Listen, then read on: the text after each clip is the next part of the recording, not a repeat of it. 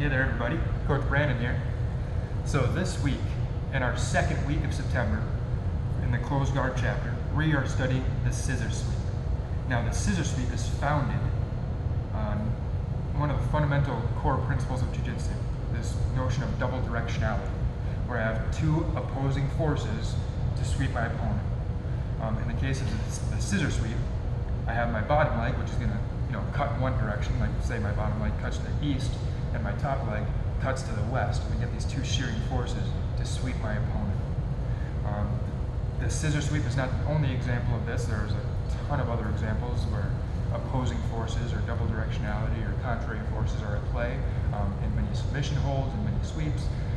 But I would just say the Scissor Sweep is one of the clearest examples of this principle at play. So first let's talk about that concept, and then we'll come back and we'll start filling in some other gaps as well. Okay, let's talk about double directionality first. So I have Nick in my close guard. So from here I'm going to set my cross collar grip, reaching up deep in the collar. I use a 2-on-1 feed. So my right hand opens the collar, feeds to my left hand. I reach 4 fingers inside, and I get up behind his neck for a good deep grip. If I'm down here with my grip, starting to lose some effect here. You're not really controlling the head very well.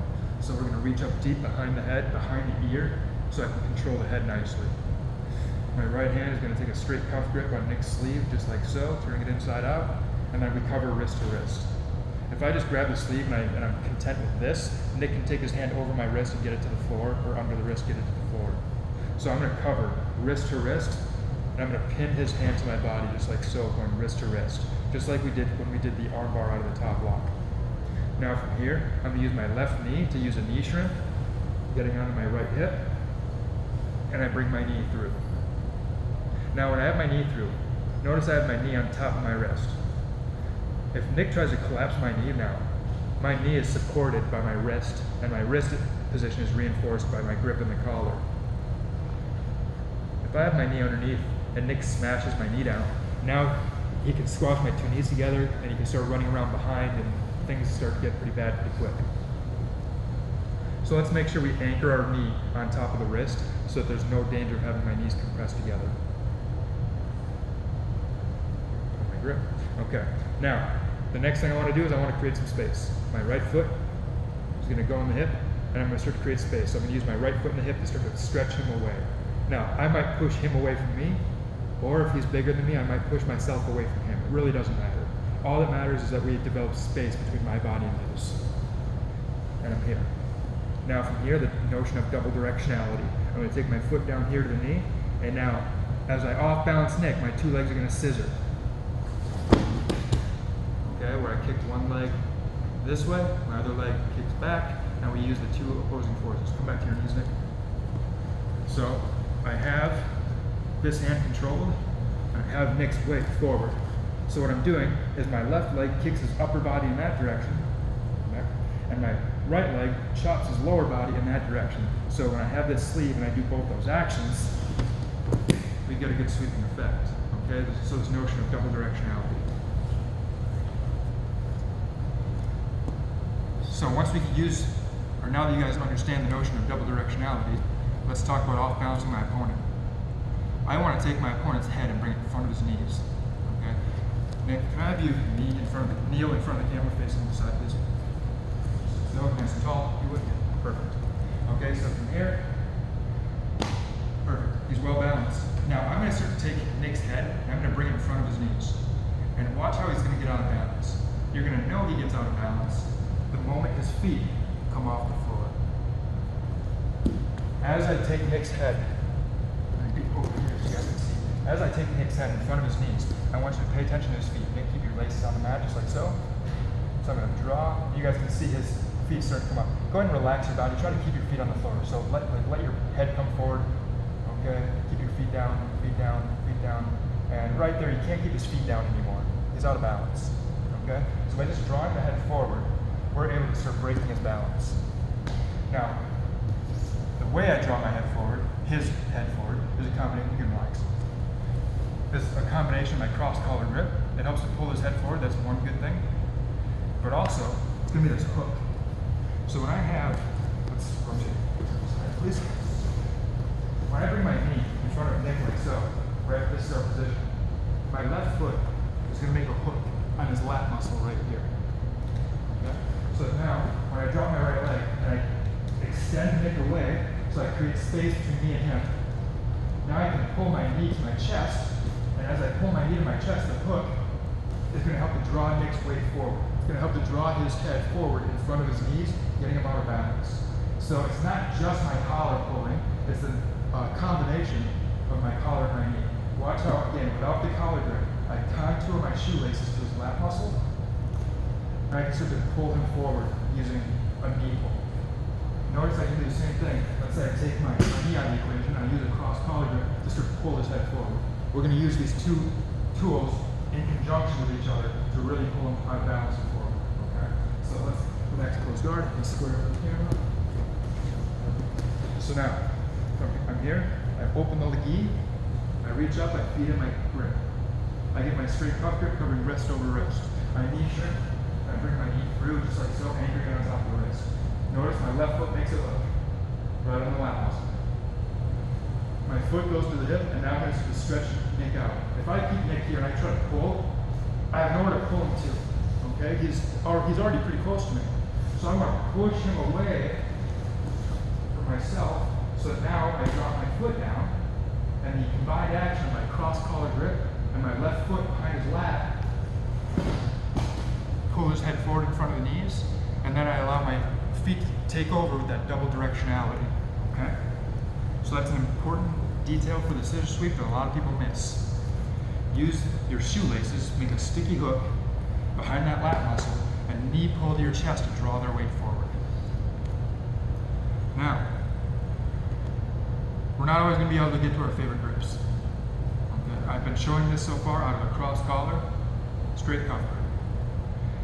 But you're not always going to be able to get to a cross collar. Cross collar, while being one of the absolute best grips you can employ from an open guard position, it allows me to pull him down, it allows me to choke him, and it allows me to set up a lot of great things from open guard that we're going to see.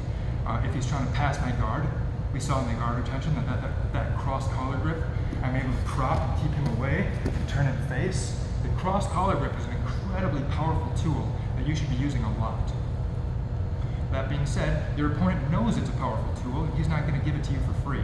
So as I'm trying to reach for a cross collar, you might have an opponent who's being super defensive with their collars, they're grabbing your cuffs, and they're just not giving you that important, very good cross collar grip. We've got to learn to employ our favorite techniques, be it a scissor sweep or be it anything else, out of multiple different gripping situations when he doesn't let me get to my favorite grips. Okay? So what was the point of the cross collar grip? Controlled my opponent's head. It allowed me, and what do we want to do ahead? We want to draw it forward. It allows me to draw his head forward in front of his knees. So we want to take another grip that's going to allow me to draw his head forward in front of his knees. So rather than using a cross collar grip when he denies me, we're going to use the seam that runs down the back of the sleeve. Every single gi, regardless of gi brand manufacturer, has a seam that runs down the back of the sleeve. We're going to grip that seam right here near the armpit, high on the tricep. And that's going to give me an ability, go on your knees if you will, like you were in close guard. This grip up here, on the seam in the armpit, allows me to pull and draw Nick's head and shoulders forward. And we're going to use that powerful grip to draw his head forward to get the scissor sweep when he's denied me that very valuable cross collar grip. So, from close guard position, let's get down a little bit in the center. From the cross collar or from the close guard position, maybe I'm trying to set my grips, and Nick is doing a good job of fighting. He's breaking my grips. Maybe I even set my grip for a second. He pops it off, and it's like, man, this guy's not giving me anything. So what I'm going to do is I'm going to take a cross cuff grip here, and I'm going to pull his hand across my center line. That's going to give my left hand access to that grip in the armpit. So on the other side, if I try to reach around right here, oftentimes I can't. It's hard to get around the elbow a little bit. It's hard to reach. But when I take the hand, I start to draw it across my center line. That will expose that seam for me. Okay? So I take my cross cuff grip, I take my seam grip, high on the tricep. Now I come in, I take my straight cuff grip, and we start to shrimp out, and I bring my knee up. Okay? Now I want to keep my knee high. I don't have my wrist to reinforce my knee position like I had before. So I need to make sure my knee doesn't get crushed. So I need to keep my knee high here. Now just like before, foot goes into the hip, I'm going to start to stretch him away, just like so. Now I can use this space to start to pull Nick forward. I drop my right foot to the floor. Oftentimes, if I keep my foot in the hip, people will fight themselves. They'll try to pull with their left leg, but their right foot is maintaining distance. So and as a result, I can't pull him forward because I'm fighting my own body with the foot and hip. So I take my foot out of the hip, and now a combined action of my two grips pulling forward and my left hook on his lat muscle, like we talked about. I'm going to pull my knees to my chest, and we get a good sweeping effect down to the floor, and we can come up and climb to the mounted position.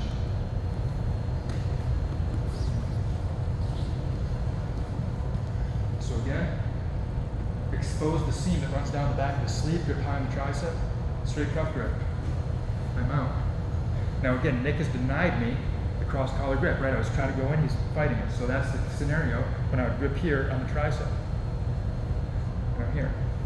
Leg goes down, actually foot in the hip, I start to stretch him out first. Leg goes down, and now my two grips and my hook in the lat muscle, everything starts to draw Nick's weight forward. Now I'm going to start to extend my left leg, putting his head over his over his left knee. And then my right leg is going to reach back, taking that knee out and away from him. And now he falls. Once he falls, I can climb up to the top position. Another grip we can use is a 2-on-1 grip. Okay? Where, once again, I'm going to take a cross cuff grip on my opponent, pulling it across. And I expose that grip high in the armpit. But now, rather than having both sleeves, I'm concentrating my grips on a single sleeve. I'm going to keep it the same straight cuff grip. I'm going to grip this seam high in the armpit, and this is another grip we can use to hit the scissor sweep. Once again, I'm going to shrimp out, bringing my knee in front of the shoulder. Once again, I'm going to take my right foot to the hip, and I'm going to start to stretch Nick out so I create room to pull him into. Now, with that room to pull him into, my right leg drops. I'm going to use my two legs to start to draw his head forward, combined with my left foot hooking into his lat muscle. When I use my two grips, I'm also going to pull my knee to my chest. And when I do all three, when I pull with both hands and I pull my knee to my chest, using a hook in the lat muscle, I can start to get Nick's weight coming forward. Once I get his weight coming forward, I get all of his weight balancing on his left knee. Now my right leg is going to cut his left knee away. And we get a good sweep down the mat. So we've seen a few different grips now. We've seen how we can hit this with cross cuff grip, the cross collar grip. We've seen how we can hit it with the trail arm, gripping high in the tricep, and now we've seen a 2-on-1. So we had cross collar, we had double sleeve, where I effectively had grips on both my opponent's sleeves, and then we had a 2-on-1 sleeve grip, where I had two grips on just one of his sleeves and drawing him forward. They all had a lot of commonalities though. They all had in common that we were using a hook on the lat muscle, drawing our opponent's head forward. They all had the commonality that my two grips were pulling his head forward in front of his knees. Now there's one issue that you're going to run into with this.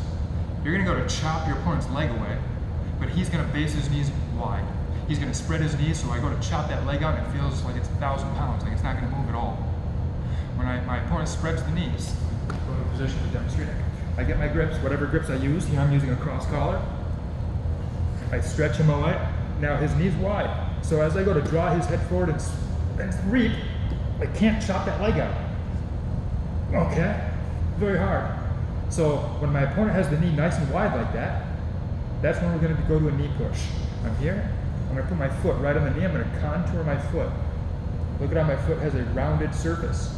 I'm going to contour the rounded indent of my foot to the rounded surface of my partner's thigh. Here. Now, with these grips, I'm going to push and extend that knee away. And with that knee back and away, I'm once again going to use my grips and everything to draw Nick's weight forward. And we take him over that knee. Climb up. And we take him out position. Now understand, Nick, will you get a kneeling position face the camera? If I can draw back up a little bit. If I can draw Nick's weight, his head in front of his knees, and I can put his hips and all his body weight over just one of his knees here. Okay, stay right where you are there. And I put these two scissoring effects. With his knee directly underneath his hip, it becomes very easy to pull that knee in and get a sweep. Back to your position. If he spreads the knee wide, And now his knees are nice and wide. And now I get his weight forward. And I go to pull this knee in, just like I did before. It's pretty stable. Okay, it's hard. So what I'm going to do, when I have that kind of thing going on where I can't pull the knee in, is I'm going to, nice and wide now for me. We get his weight forward, and we take that knee, and we press it in this direction, straighten the leg, to force the hip down to the mat, okay? With this knee push action, okay? Sometimes people will call this a hizaguruma. That's the Japanese term for this technique. I just call it a knee push. Very, very powerful combination with the scissor sweep. So once again, let's understand how when my opponent's hip is right over their knee, it's very easy to take the knee in. If my opponent brings their hip well inside their knee, and now they have a nice wide base of support, it's going to be hard to chop that base of support in. So we're going to step on the knee and press that out and away and get the sweep. We're going to see the same technique in the open guard, and I want to explore this idea a little further because this is a very, very powerful mechanic. Can you take a turtle position for me, Nick? Yep, perfect, just like that. Now Nick is going to have his elbows and his knees relatively close together. Bring your elbows in, perfect, just like so. Elbows and his knees relatively close. So when I go to push, and then I bring you over just this way a little bit, and I go to push Nick over, his right elbow and his right knee serve as a good base of support, okay? Now, what happens when I separate the elbow and the knee? What happens if I put the elbow up here, and I put the knee here? Now, Nick, I want you to hold this position, okay? Okay. So before I was pushing with two hands, now I'm just going to take one hand, okay? Hold your position, Nick, stay sturdy. He falls right over, okay? It's very, very hard for him to stay up because we've taken his base of supports apart from each other. We're going to see this in the open guard as well, or maybe I got like a hook sweep, and I control the elbow, and I go on the knee. Now he's going to sit his weight down, right? He wants to be stable, and I'm going to sort of separate his elbow and his knee. And now I give a little bit of a hook sweep, a little bit of an elevation with my right leg, and I knock him right over. So this notion of pulling the elbow and the knee apart from each other, so the opponent has no base of support on that side, and they fall very easy. Okay. So that's most of the lesson for the scissor sweep. There is one last thing I want to leave with you guys with, and thank you, Nick, for reminding me of this before we shot the video. Something I showed in my class last night is that the scissor sweep, while being one of the foundational techniques of the sport, it's not my favorite. Because when I unlock my legs for the scissor sweep and I bring my knee in front of my opponent's body, I'm effectively giving up my closed guard. Okay? Okay, close grip. When I have my cross collar, my straight cuff grip, right from here, Nick is between my two knees. Perfect.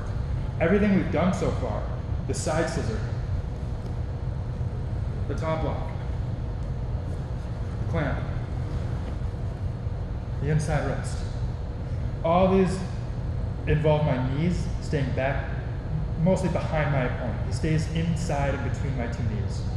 Even the pendulum sweep that we looked at, where I got this grip, I took my scoop grip. He stays between my two knees, okay?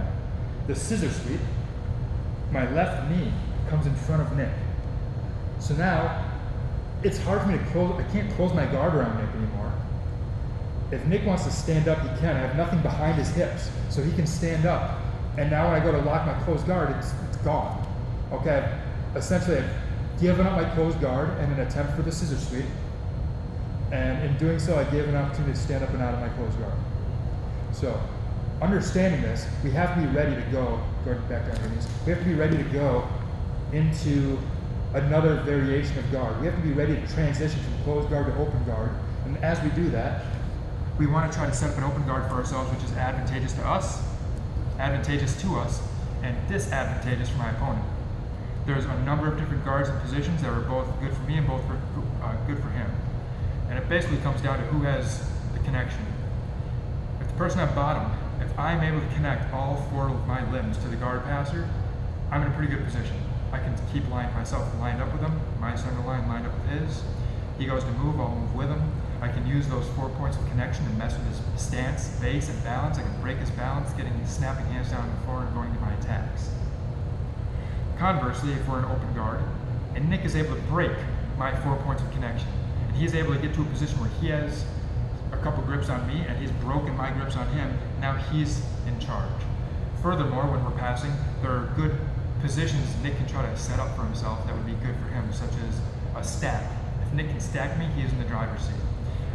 The split squat position, if he can set up the split squat, which we've seen before, he's in the driver's seat. What else? Floating feet. If he can make my feet dangle in front of him, he can pass to one side or the other. Once again, he's got the advantage. However, if I can set up a guard for myself where I have 4 points of connection, then I have the advantage. And one of our favorite variations of open guard that involves 4 points of connection is collar sleeve or collar cuff. Okay? Because the cross grip, or the scissor sweep, square up with me, involves a cross collar grip and a cuff grip, these two grips are going to lead beautifully into one of our favorite variations of open guard, the collar cuff guard or the collar sleeve guard. Okay, so let's take a look. When I'm losing the scissor sweep because my opponent's standing up and away, we can still set up collar cuff guard and be good to go. We're good. Okay, we're good. So I'm going to set up my grips. Cross collar, straight cuff. I shrimp out, I bring my knee in front. Now, because I brought my knee in front of Nick, there's nothing really stopping Nick from standing up anymore. Nick goes to stand up, and now I'm like, okay, so now my scissor sweep's gone to hell. There's no way I'm going to scissor sweep him from here. It's never going to happen. I'm going to take my foot in the hip to control the distance. I don't want Nick to just stuff my feet between his legs and force half guard or force a guard pass. So my foot goes here in the hip to control distance.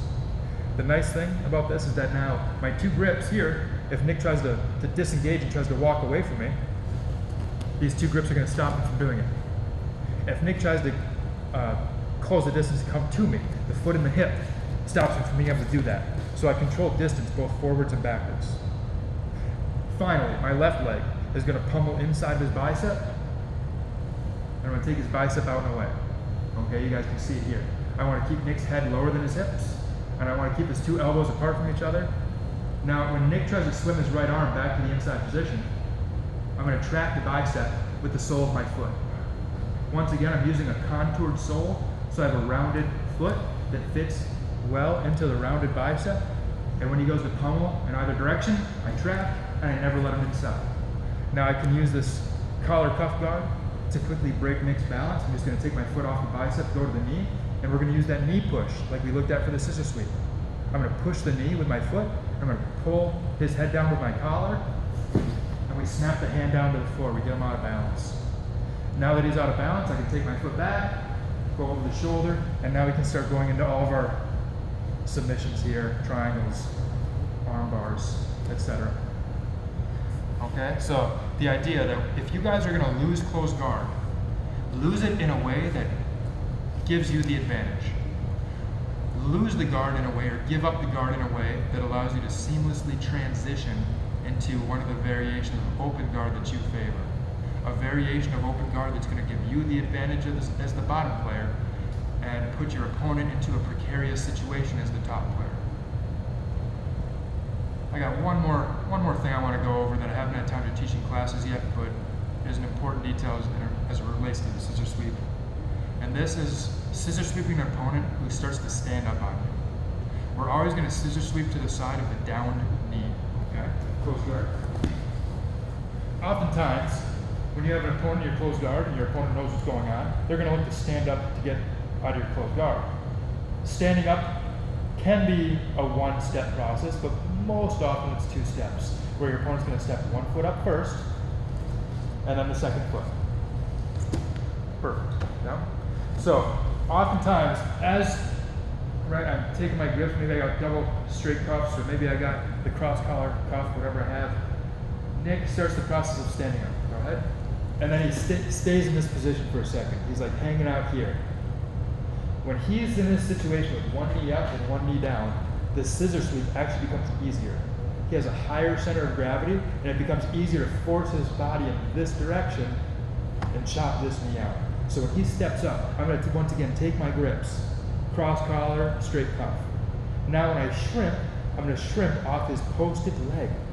My hamstring is going to drive down into his thigh to lift my hips up.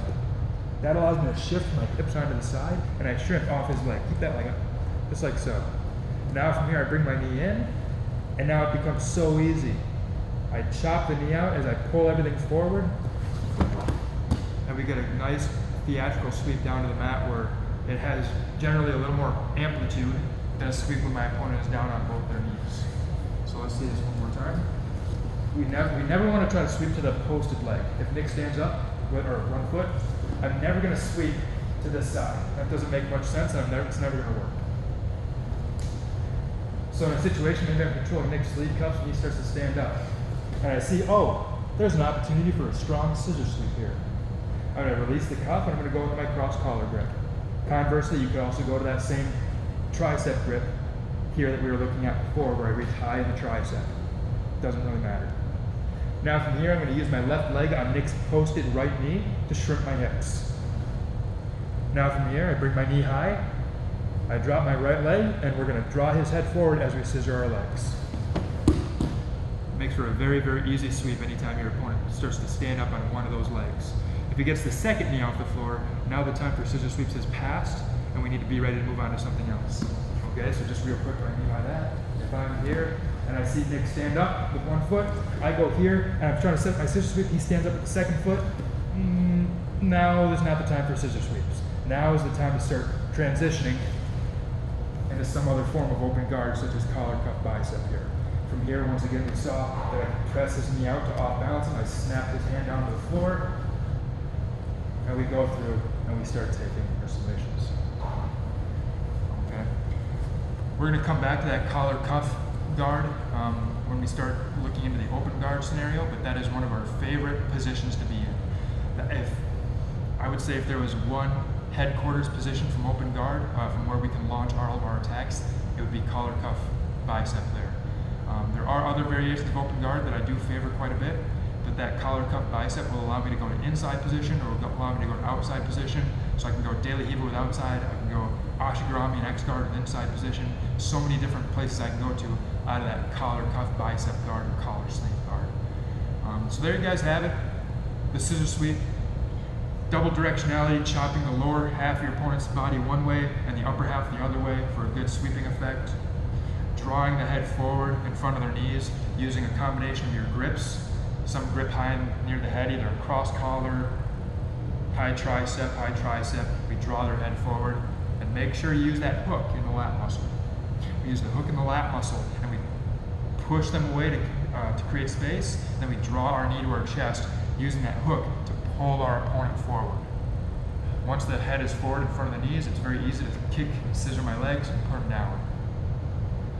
If he denies me the cross collar grip, we use one of our other favorite grips, something up here high controlling the head. If my opponent bases wide with the knees, so it becomes hard to reap that knee out because the hip is well inside the knee, now we place our foot on the knee and we use a push to off balance and break our opponent's stance and balance. We start to push his knee away as we pull his arm forward, and we separate the knee and the elbow. Once the knee and the elbow is separated, he has no base on that side, it's very easy to knock him and break him forward and break his balance and put him on his back.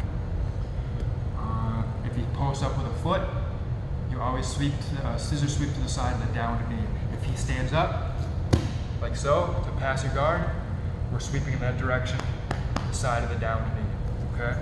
So that's a lot of good information for you guys. I hope you guys learned a lot by watching the videos and by coming to classes. And we will see you next week when we start going over the hip sweep. I will show it super briefly just to give you guys an indicator, and then we'll call it quits. So close guard. For the hip sweep, we're going to look to get Nick's hands out of the way. So he's here. I want to get Nick's hands out of my way. I can build up to a hand, heist my hips up, take his arm in, and I'm going to take a big step across his body with my left foot, flipping him over, taking him out of position. We're going to look at that next week in a lot of detail. Thanks for watching today, guys.